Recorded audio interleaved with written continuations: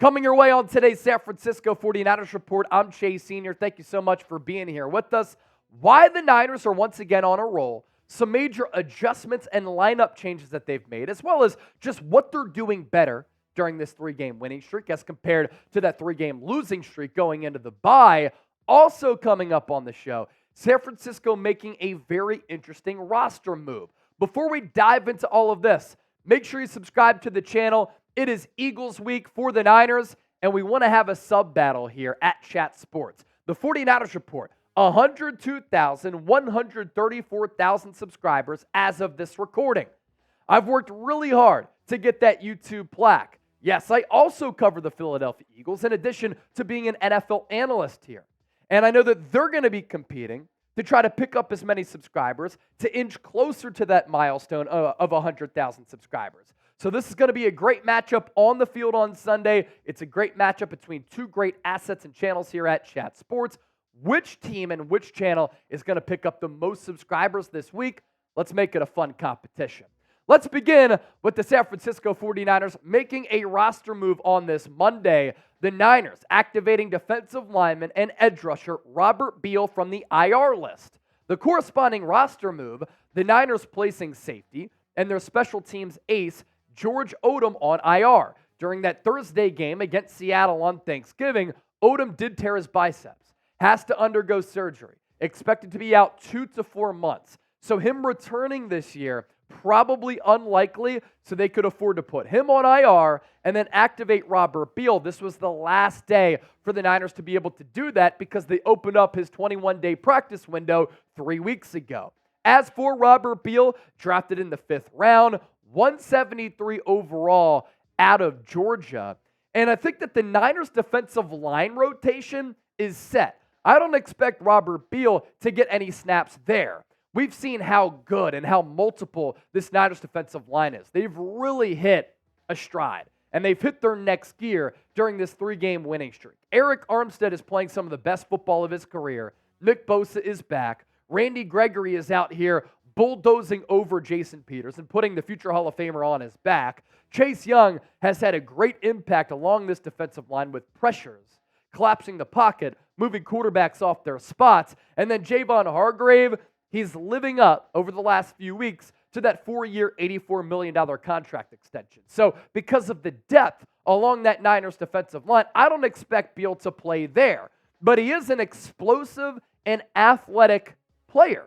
And he did run in the pre-draft process a 4.48 40-yard dash at nearly 250 pounds.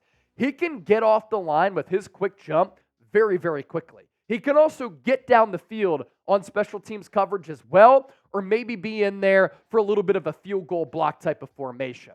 As for what has changed for this Niners team, I want to dive into that aspect of the show. Because you think about how the Niners are playing right now, on a roll, looking like one of the best all-around teams in football, if not the best all-around team in football.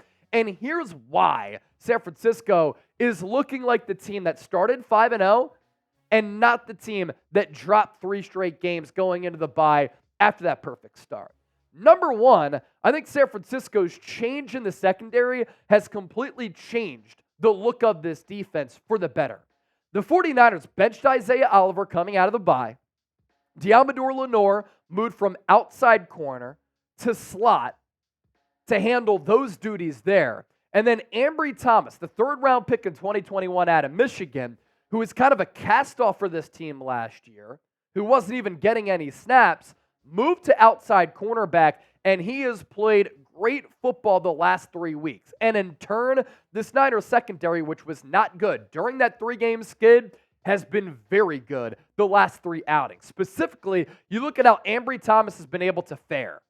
His turnaround here and his development is one of the sneaky big storylines of the Niners season. If he continues to play like this, San Francisco can get back to the Super Bowl and they can win it. Because I always want to have, ideally, 2 very solid corners on the outside, and when you combine that with a really good defensive line like the Niners have, your entire defense is really covered at all 3 levels, especially when you have a linebacking rotation of Fred Warner, Dre Greenlaw, and them making game-wrecking plays. But Ambry Thomas in his last 3 games, 12 targets, 46 yards allowed, 1 pick, 1 forced fumble and that fumble recovery against Christian Kirk in Jacksonville, 3 forced incompletions, 2 pass breakups, highest coverage grade among all Niner corners in 2 of those last 3 games, and a passer rating allowed against Seattle, minuscule, 20.8, those numbers according to Pro Football Focus. So that is change number 1 that has helped the Niners turn their season around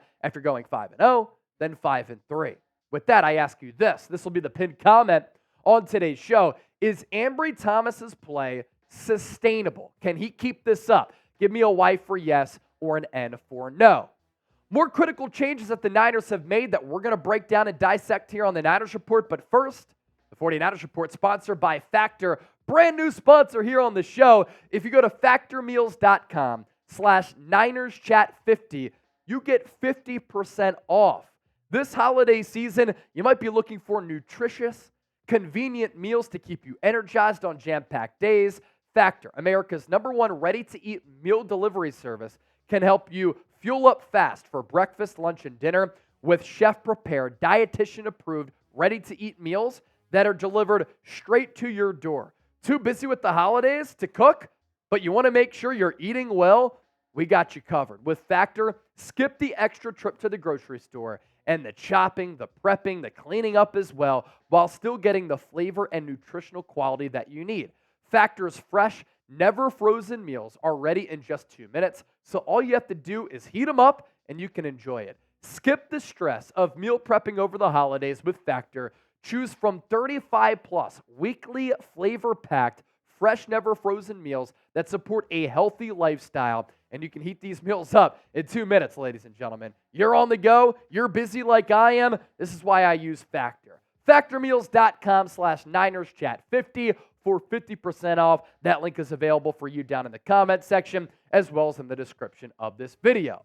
So we talk about the Niners making that lineup change in the secondary. That was point and change number 1 that I wanted to get to. Number 2, give credit where credit is due.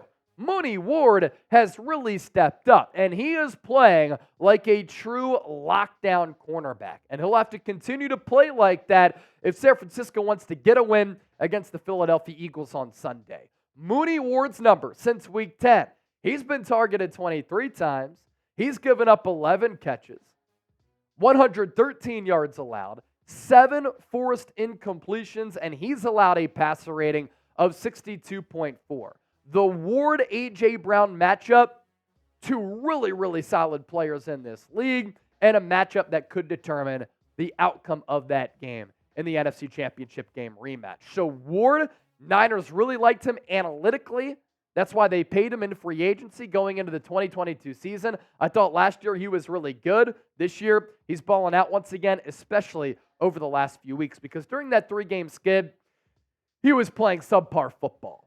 Next up, let's go to the Niners defensive line. The pass rush has really come alive. Even when the Niners were off to that 5-0 beginning to the 2023 campaign, they weren't generating a lot of sacks. And mysteriously, the sack numbers were down. We talked about it so much here on the show.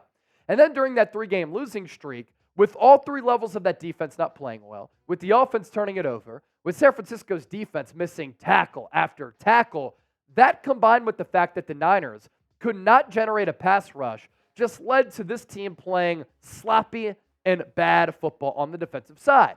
But during this 3-game winning streak, San Francisco has totaled 5 sacks, and they are pressuring the heck out of the quarterback from everybody and all of the investments made along that 49ers defensive line. The return of Trent Williams has, of course, given this team a boost as well. I think it's really helped shore up the Niners offensive line. And where you're talking about the best left tackle in the game, he impacts the pass as well as the run game.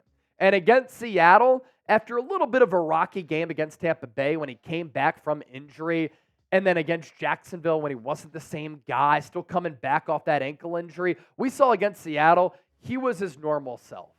And that Seattle Seahawks defensive line, it's a pretty solid unit. 32 pass blocking snaps, 1 pressure allowed, 0 sacks allowed for Trent Williams.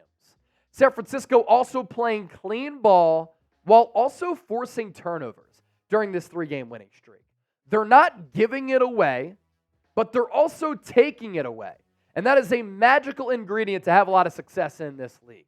6 turnovers forced during the last 3 matchups. 1 total turnover as a team. If the Niners play a clean brand of football, they can beat Philadelphia. If they give it away, the Eagles have been so good at taking advantage of those miscues, they'll probably lose. And then I also have noticed this, that San Francisco has had a more balanced approach with their offense. And you look at the identity of these last 3 victories. In jumping out to early leads, the Niners have been able to suffocate opponents, and they've been able to gash opposing defenses by throwing it as well as running it. And that balanced offense has led to San Francisco being able to have a lot of success off play action. And Purdy off play action against the Seahawks, nearly perfect. 7 of 8 completions to attempts for 103 yards. Pretty damn good yards per completion right there. 1 touchdown, no interceptions, and a perfect passer rating of 158.3. So that's why the Niners have been able to turn it around. And again, that's the identity. That is the type of play that you should expect from this team. And that's why I took issue with that 3-game losing streak, because we've seen how good this team can be. And when you talk about the Niners, you got to hold them accountable. We held them accountable, and they've responded really well coming out of the bye. That's a credit to the coaching staff. That's a credit to the players for getting it done. It's your turn now. I broke it all down on my end. What is the biggest adjustment in your eyes that the Niners have made leading to this success?